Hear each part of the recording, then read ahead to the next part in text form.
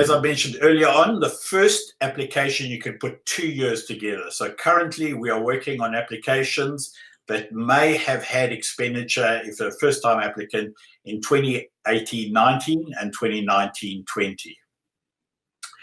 So the export grant promotional activities that are covered are where you go and seek out, create demand for, or develop an export market for your product. That can be done in a number of areas. It can be done online. Increasingly, it's online, where you might do advertising via Facebook or Google Ads or something like that to see if people are interested in your product.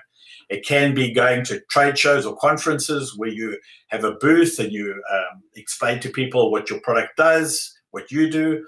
Or you could just travel overseas, typically to the US, and just go and knock on doors and try and find distributors for your particular product. A key part that always seems to come up with a couple of applicants every year is you have to be the principal in the export transaction. So, for example, something that comes up fairly regularly is somebody who wants to export wine from Australia. They may have a restaurant that a restaurant or a group or a chain in an overseas country that they know would be interested in the product. They may go and negotiate a transaction with the winery. The winery sends it direct to the overseas client, and the Australian company that's contacted me gets a 10% commission on that particular transaction. They are not the principal in the export transaction, so they cannot claim the export grant for their expenses to go and try and generate that business. Key thing to bear in mind, for most people who are selling online, you're transacting directly with the buyer, so that shouldn't be an issue. You have to, excuse me, you have to have paid for the expense during the financial year. Austrade works on the cash basis, not on the accrual basis. So transactions that need to be claimed have to have actually been paid during that financial year.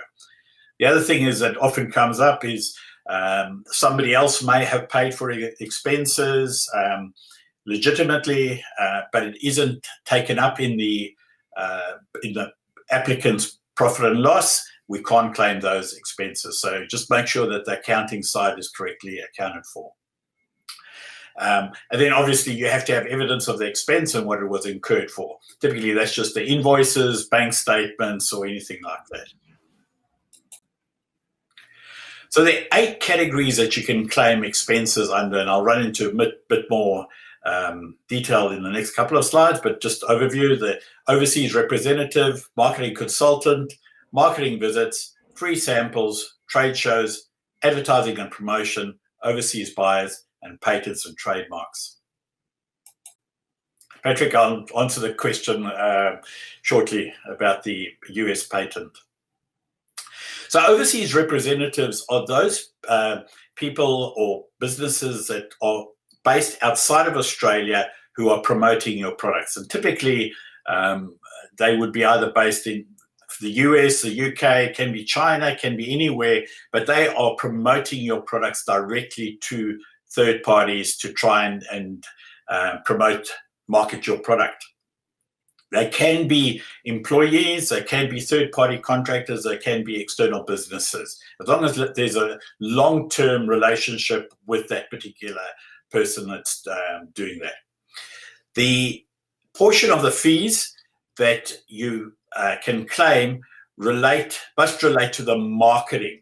So, for example, there are people who may have one person based overseas who does both marketing and then looks after the warehousing, follows up on accounts, does the admin. When we look at what they have done, we will try and allocate a percentage to the particular fees that we are paying them, either via retainer or a monthly fee, and then say that 40% of their work relates to marketing, 60% is non-marketing. As you can see from the screen, on those particular activities, then we will claim only 40% of their fees. And then at the end of the day, when we do the application, Austrade will then pay back effectively 50% of that 40%. So as you can see, it's capped at $200,000. So if in that example that I said, let's say we spend $200,000, which can cover the office, salaries, car hire, travel, everything to do with that person promoting your products outside of Australia.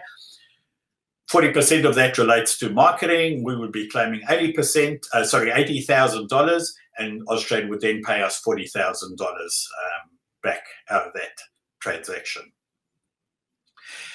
Interesting thing, you need to make sure that in your agreement with whoever that third party is, based outside of Australia, marketing your products, that you cannot claim a commission as part of the export grant. You can only claim a retainer or where you have been at risk, so you've paid somebody without any certainty of getting anything back. Marketing consultant is more of a short-term exercise. So this is somebody who's doing export research or specific marketing activities, running your Facebook campaign or something like that.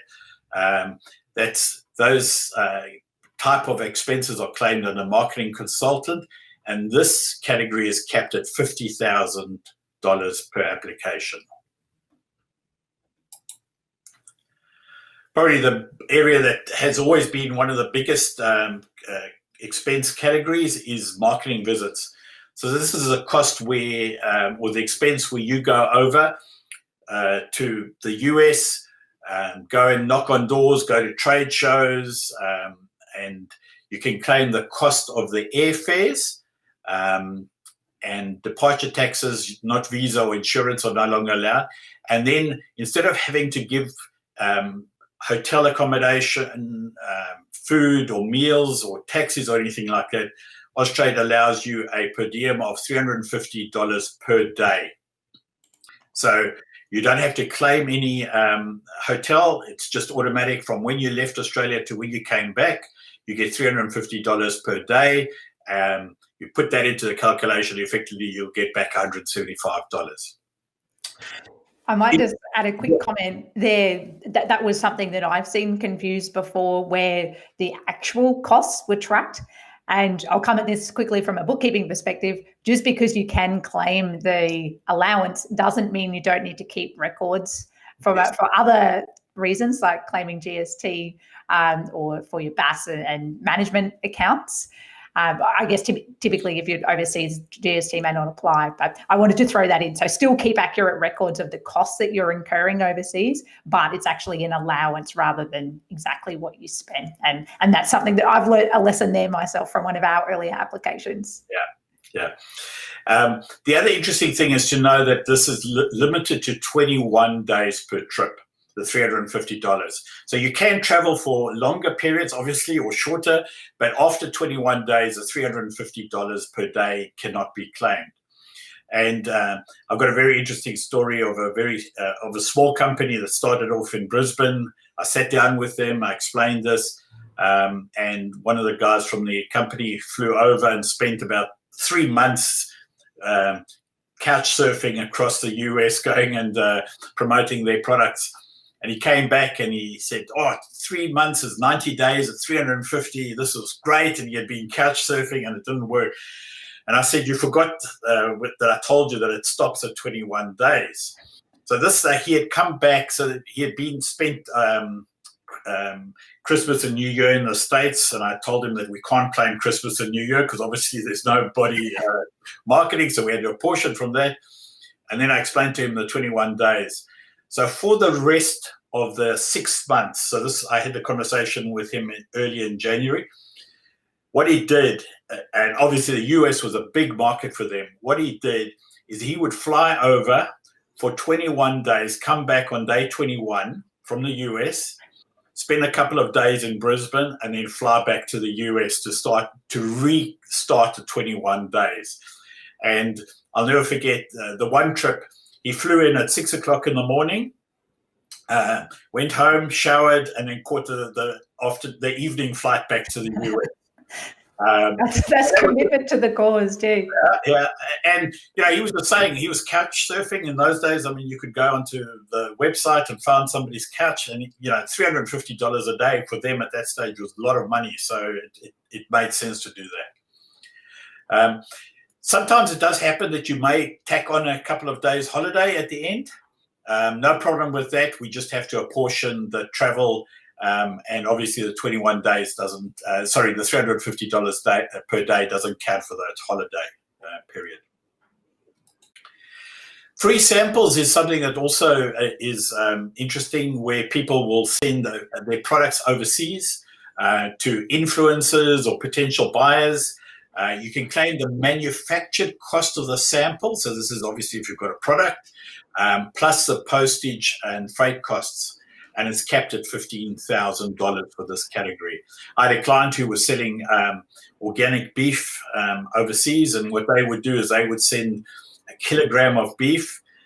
The beef itself was, would probably cost $10, but the cost of putting it into a refrigerated box to send it to a client would sometimes be, $500 to $1,000, and that ended up being a very good avenue sorts of marketing for them to send products overseas and then claim the cost in this category. Trade shows at the moment, obviously there's not much happening in this, but this is another big area. So this is where you may take a booth at a conference or a trade show. The cost of having the booth put up, the entry fees, and all those costs can be claimed in this category. Sometimes there are other ancillary costs that come in, putting furniture, hiring TVs. All of those costs can be claimed in this particular category. I had a client once who was doing in the software industry. He decided to go over to Dreamforce, which is the Salesforce trade show conference. He paid $250,000 for that whole exercise. The cost of being at the conference plus having a very, very fancy conference facility. $250,000 quickly, US dollars quickly equated to over 300,000. And in that particular application, we only had one line in that whole when it came to the expenses. And that was a Dreamforce cost. So yes, so some people do spend a lot of money on trade shows. This category has changed totally since in the period that I've been doing the export grants. So this advertising and promotion covers the cost of brochures. Very few people do brochures anymore. Videos and DVDs, the cost of filming, putting that together used to be a fairly large expense. But advertising, online advertising, Google and Facebook has just changed this category totally. And people will spend hundreds of thousands of dollars on Google and Facebook and are eligible to claim it under this category. It is capped at 300,000. So, if you're spending more than 300,000, that's a business decision on whether it works for you or not, but just something to bear in mind. I've got a client on the Gold Coast who sells a $3 app, nothing much, impulsive buy.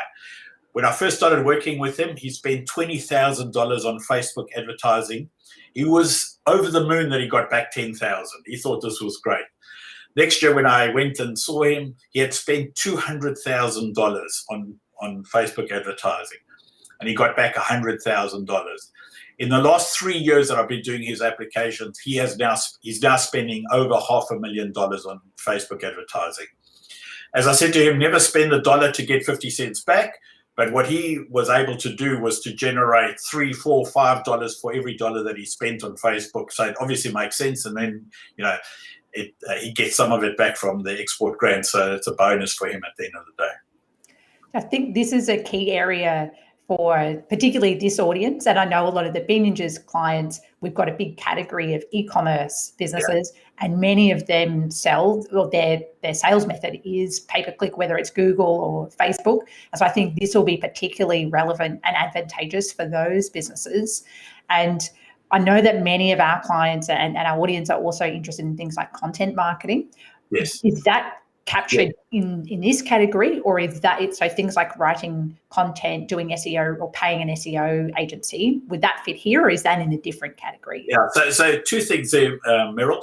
One is that you have to be paying somebody outside the business. So the last line, internal costs such as wages of staff. And sometimes you may have a dedicated person in-house who's writing that content or doing that work.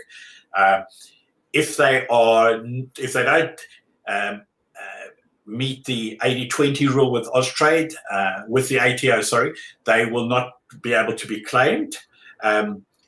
If they're on a regular basis, they might come under the marketing consultant, i.e. they're performing work for you. If it's one-off type of thing, it might be able to be claimed in here. But to answer your other question is, yes, content marketing, the cost of that is covered under, potentially under this one or the marketing consultants category. I can think of another, I don't know if it's a common question, but it's something that I would think about. Many of the businesses we work with are selling to Australian and overseas customers. So how do you figure out, well, what gets a portion? What yes. portion of this was for it to attract export sales? Yes. So there's a couple of ways that we would look at trying to work out a percentage. It can be looking at Google Analytics to see what percentage of hits on your website are from Australia and New Zealand. New Zealand is not counted as an export country, so we have to lump them in with Australia and then the rest of the world. Or Facebook and Google actually give you spend by country. So then we would use those reports, or have a look at the percentage of international sales compared to your domestic and New Zealand sales and try and work out a percentage on that. So there's various ways to look at it. Obviously, we're looking at marketing. So we would look at the ones that are most favorable. Sales is a lag indicator in terms of trying to work this, because obviously that's already happened. So we try and look for the most favorable one where it makes sense to try and get the best return at the end of the day for the spend, advertising spend. Overseas buyers is not a big category anymore, but this is where you might pay for somebody to come and visit your factory or have a look at it. So the cost of those expenses can be included in the application. And then, Patrick, you had a question about patent costs. Yes, the costs of patents and trademarks can be claimed under this category. It is capped at $50,000 per application. The other key thing to bear in mind is your application cannot be only patents and trademarks. So sometimes you may have an early stage company who's spent a fair amount of money on patents, but they haven't developed their technology or been ready in a place to go and license it or sell it. An application with only patents and trademarks will not be an eligible application. You have to have made an attempt to go and promote and market your product or services IP through one of the other ones. And that can be as simple as just running a website or a couple of Facebook ads, Google ads, or something like that. Key thing to bear in mind. Meryl asked me a question earlier on before we went live. Some expenses, you may incur some expenses before you have a product ready to market. You may be going to do market research. It is a bit of a gray area. Ideally, you should have a product ready to sell. And the key way to look at it is, if somebody had to put an order on you today, would you be able to supply it? So it's no good saying, okay, I've got this idea. You may have a product ready in 12 months, probably not going to fly. Ideally, you should have version 1 of your product ready to sell. May not be have all the bells and whistles, but that would be a good way to prove to Australia that you are able to provide the product that they're selling. No, Patrick, you can do both. So the R&D is at the start of the whole process, where you might be doing research and development. As I said, you need to have a product ready to go ahead and sell. So if you are still purely in an R&D phase with nothing tangible to sell, You may have IP, you may be able to license the IP, that's probably the only exception. But if you don't have a product ready to sell, you may need to wait a little bit before you do the export grant. So I said earlier on, the first two applications, you don't have to have any revenue. You just have to have the capacity to sell your product overseas. From the third application, there's a formula that comes into play. And the grant that you get, you'll remember that I gave you the spend 305,000 less 5,000 at 50%. That is the one side of the equation. The other side is in year 3, 40% of export revenue received. You actually have to have a money received in the bank account for them to look at that. And then that percentage goes from 40 to 20 to 10, 7.5, 5. So what the government is saying, we'll help you in the first 2 years. You don't have to have any revenue. And then we want to see you have a hockey stick up to the right type of revenue growth to be eligible. Patrick, I might need to speak to you separately about your question on that one, just to understand exactly what you're doing.